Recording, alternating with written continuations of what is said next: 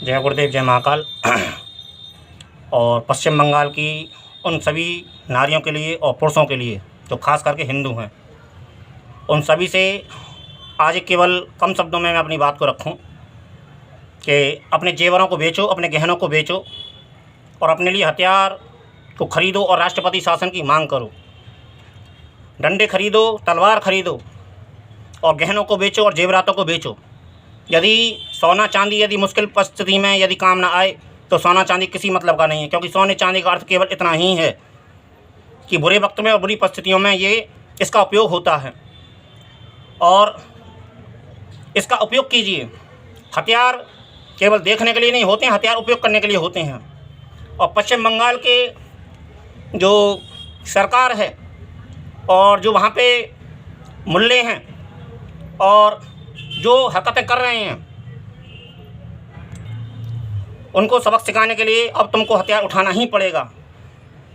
सरकार आपकी काम की नहीं है और बीएसएफ आपकी सुरक्षा के लिए मौजूद है, लेकिन बीएसएफ सुरक्षा के बीच में मैं केवल इतना ही कहूँगा, बीएसएफ कि किसी भी अधिकारी तक मेरी यदि बात पहुँचती है और केंद्र सरकार तक मेरी बात पहुँचती है तो वहाँ राष्ट्रपति शासन लगना चाहिए और इन लोगों को बीएसएफ के ज़रिए वो ट्रेनिंग देनी चाहिए, इन्हें वो हथियार चलाने का सिखाना चाहिए।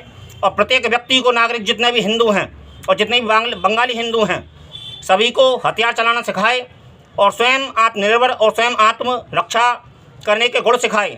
और इनके जो पलायन कर चुके हैं, जो स्कूल में हैं, उन लोगों को ढाढ़स दे, सांत्वना दे और उनको पूरा सहयोग करे।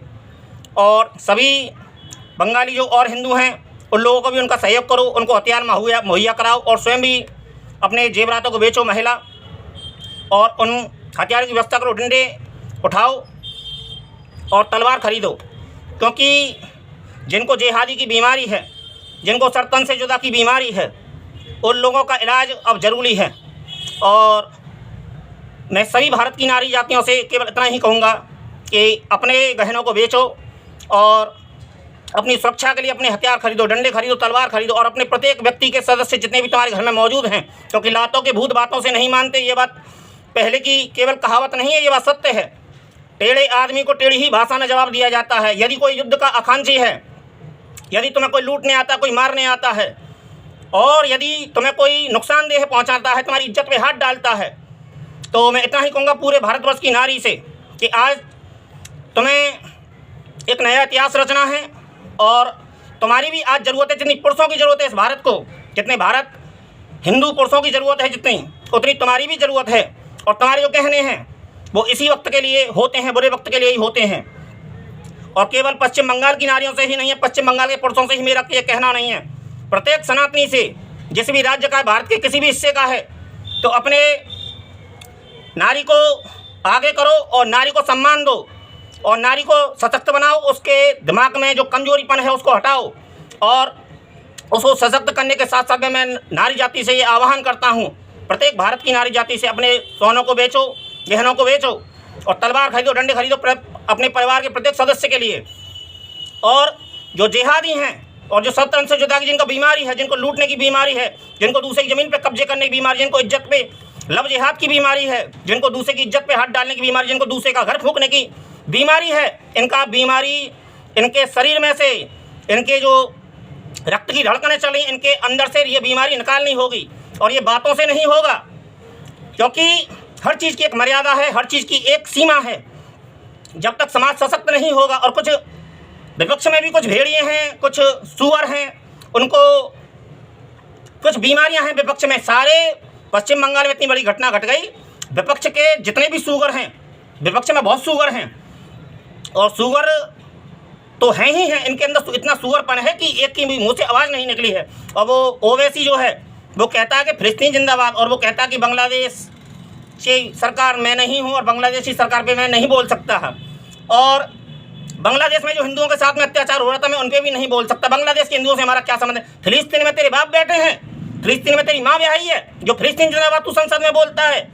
तो इन जैसे भेड़ियों का, इन जैसे सुअरों का इलाज करना होगा और इनका इलाज किया जाएगा और जल्द से जल्द इनका इलाज किया जाएगा। और लेकिन सबसे पहले समाज को सशक्त होना पड़ेगा और समाज को सशक्त होने के साथ साथ में नारी जाति को आगे आना होगा और अपने लिए सुरक्षा के लिए अपने बंदोबस्त करो।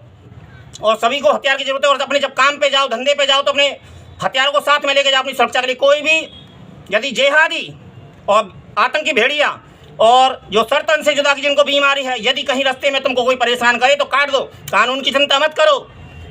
यदि हम इज्जत से जी नहीं सके तो हमारे लिए उससे बेहतर मौत है। और मरकर कभी किसी ने इतिहास नहीं रचा है। और आज केवल मैं इतना ही कहूँगा, कम शब्दों में मैं अपनी बात को रखूँगा। और जल्द से जल्द कुछ ऐसी चीज़ें होने वाली हैं जिनका तुमको स्वयं सामना करना पड़ेगा। और जल्द से जल्द उसके भी आने के संकेत मिल चुके हैं। वो जो जगन्नाथ में जो चील ध्वजा लेके घूमी है, चारों तरफ परिक्रमा लगाई है, जो उसके आने का संकेत है वो आ चुका है। और वो अपने तरीके से अपना काम कर रहा है और वो अपने तरीके से अपने काम को करेगा।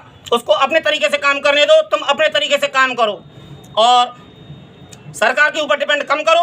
और कुछ झारखंड में भी अभी एक सीएम बोला था, कुछ बोला था, अभी मैं कहने के मूड में नहीं हूँ। आने वाले वक्त में केवल इतना ही कहूँगा कि ये कम शब्दों में अपनी बात को रखता हूँ। प्रत्येक भारत की नारी जाति, जितने भी सनातनी हिंदू हैं और नारी जाति है, जितने भी हिंदू हैं और सनातनी हैं, वो सारे जाति को भेद को हटाओ। और जो तो तुमको जाति के नाम पे कोई भी मुसलमान प्रताड़ना देता है या फिर कुछ भी अपशब्द बोलता है तो उसका सर कलम कर दो। कानून की चिंता मत करो। और आज के लिए इतना ही। जय गुरुदेव, जय महाकाल।